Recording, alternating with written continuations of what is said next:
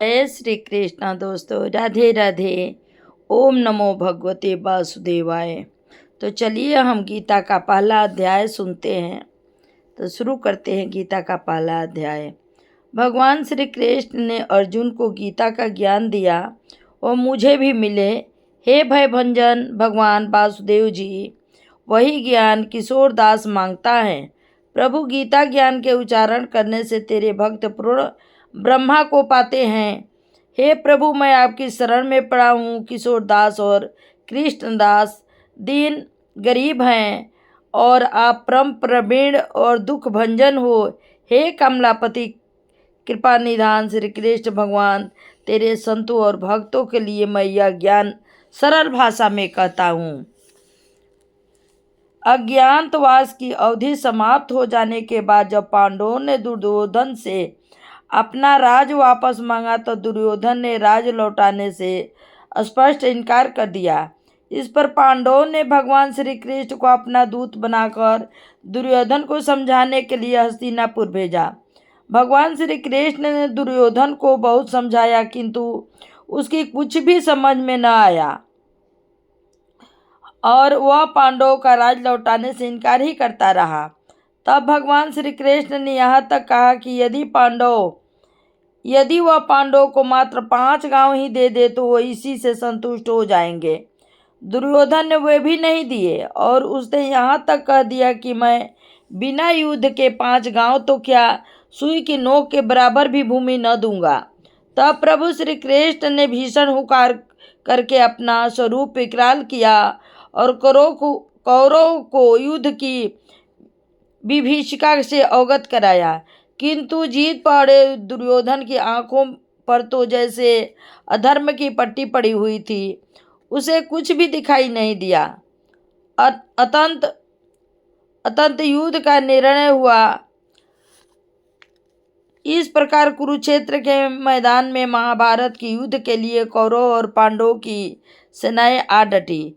धृतराष्ट्र की इच्छा हुई कि वे भी कुरुक्षेत्र के मैदान में जाए और महाभारत के युद्ध का हाल जाने। अपनी यह इच्छा उन्होंने महर्षि वेद व्यास जी के सम्मुख प्रकट की। महर्षि वेद व्यास जी बोले कि हे वत्स, कुरुक्षेत्र के मैदान में जाकर ही तुम क्या करोगे? यदि महाभारत के युद्ध का हाल जानने की तुम्हारी इच्छा है तो मैं तुम्हें दिव्य दृष्टि प्रदान कर देता हूँ। तुम हस्तिनापुर में रहते हुए ही कुरुक्षेत्र के युद्ध के सब दृश्य देखते सुनते रहोगे। नहीं भगवान, मुझे ऐसी दिव्य दृष्टि नहीं चाहिए। धृतराष्ट्र शोक मग्न होते हुए बोले, जिसके द्वारा मैं अपने पुत्र पौत्रों और बंधु बांधवों की करुणा चित्कार सुनूं और मृत्यु की दृष्टि देखूं। जब आज तक मैं उनकी हर्षोल्लास भरी मुखाकृतियाँ ही न देख सका, तो ऐसे करुण दृश्य देखने के लिए मुझे दिव्य दृष्टि नहीं चाहिए। किंतु वत्स, महाभारत के युद्ध का हाल जानने के लिए भी तो तुम उत्सुक हो। हाँ मुनिवर, तब ठीक है। महर्षि वेद व्यास जी धृतराष्ट्र की शंका का समाधान करते हुए बोले, मैं तुम्हारे सारथी संजय को दिव्य दृष्टि प्रदान किए देता हूँ। संजय तुम्हारा परम मित्र है, परम प्रिय शिष्य भी हैं। यही हस्तिनापुर में तुम्हारे निकट बैठा हुआ कुरुक्षेत्र की धर्म युद्ध का संपूर्ण विवरण तुम्हें भली भांति सुनाता रहेगा। संजय वहीं महाराज धृतराष्ट्र के पास ही बैठा हुआ था। महर्षि वेद व्यास जी की बात सुनकर वह हतप्रभ रह गया। वह यह जानकर रोमांचित हो उठा कि वेद व्यास जी उसे दिव्य दृष्टि प्रदान करने वाले हैं। मुनिवर, महाराज धृतराष्ट्र कृतज्ञ स्वर में बोले, यह मुझ पर आपकी असीम अनुकंपा होगी और आपकी आज्ञा मुझे हर्ष शिरोधार्य है। भगवान कर बद्ध होकर संजय विनीत भाव से बोला। अपना बायां हाथ उठाकर महाराज धृतराष्ट्र को आशीर्वाद देकर वह संजय को दिव्य दृष्टि प्रदान करके महर्षि वेद व्यास जी वहां से प्रस्थान कर गए। धृतराष्ट्र बोले, हे संजय, कुरुक्षेत्र की धर्म भूमि में युद्ध की इच्छा से एकत्र हुए मेरे तथा पांडु पुत्रों की क्या स्थिति है? उन्होंने क्या कुछ किया, इसका पूरा हाल मुझे बताओ। धृतराष्ट्र की बात सुनकर कुरुक्षेत्र के मैदान में डटी कौरव और पांडवों की सेना के स्थिति का वर्णन करते हुए संजय ने इस प्रकार कहा, हे महाराज, इस समय आपके पुत्र दुर्योधन ने पांडवों की सेना की चक्रव्यूह रचनात्मक स्थिति का अवलोकन किया और फिर वे आचार्य द्रोण के पास जाकर इस प्रकार बोले, हे आचार्य, आप पांडवों की इस विशाल सेना की ओर दृष्टिपात कीजिए, जिसकी चक्रव्यूह रचना आपके प्रिय और बुद्धिमान शिष्य द्रुपद नरेश के पुत्र धृष्टद्युम्न ने की है। पांडवों की इस विशाल सेना में महारथी धृष्टद्युम्न के अतिरिक्त महाबली भीम, धनुर्धर अर्जुन, सात्विक महाराज विराट तथा सुपुत्र धृष्टकेतु, चेकितान महाबली, काशीराज पुरुजित, कृतिभोज, सभ्य, युधामन्यु, उत्तमौजा, सुभद्रा पुत्र वीर अभिमन्यु तथा द्रौपदी के पांचों पुत्र आदि सब ही महारथी हैं। हे आचार्य श्रेष्ठ, हमारी सेना में जो भी योद्धा हैं, अब आपके विषय में भी जान लीजिए, उनके विषय में भी जान लीजिए। अब मैं अपनी सेना के योद्धा के बारे में आपको बताता हूँ।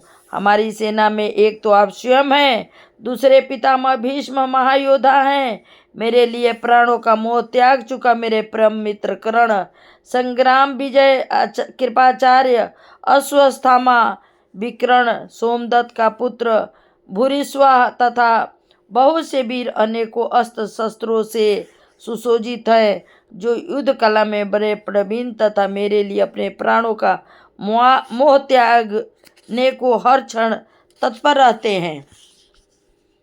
हे आचार्यवर, पितामह भीष्म द्वारा रक्षित होने के कारण हमारी सेना सब प्रकार से अजेय है। दूसरी ओर पांडवों की सेना का रक्षक भीम है, अतएव पांडव सेना को जीतना हमारे लिए सुगम है। हमारी सेना 11 अक्षौहिणी सेना का परिमाण है, जबकि पांडवों की सेना केवल 7 अक्षौहिणी ही है। पांडवों की इस सेना पर इस प्रकार हम सरलता से विजय प्राप्त कर सकते हैं। इसके पश्चात दुर्योधन ने अपनी सेना के योद्धाओं से संबोधित होकर कहा, आप सभी लोग अपने अपने मोर्चे पर सतर्क रहते हुए सेनापति भीष्म पितामह की सब ओर से रक्षा करें। दुराचार्य को संबोधित करके दुर्योधन द्वारा कहे गए वचनों को सुनकर कौरवों के सेनापति पितामह भीष्म ने सिंह की तीव्र गर्जना वाला ऐसा प्रतापवान शंखनाद किया, जिससे दुर्योधन के हृदय में हर्ष उत्पन्न हो। इसके पश्चात देखते ही देखते शंख, नगाड़े, ढोल, मृदंग तथा नृसिंहा आदि रणवाहो बाजने लगे। इन सभी रणवाहों का समावेश स्वर बड़ा ही भयानक प्रतीत होता था।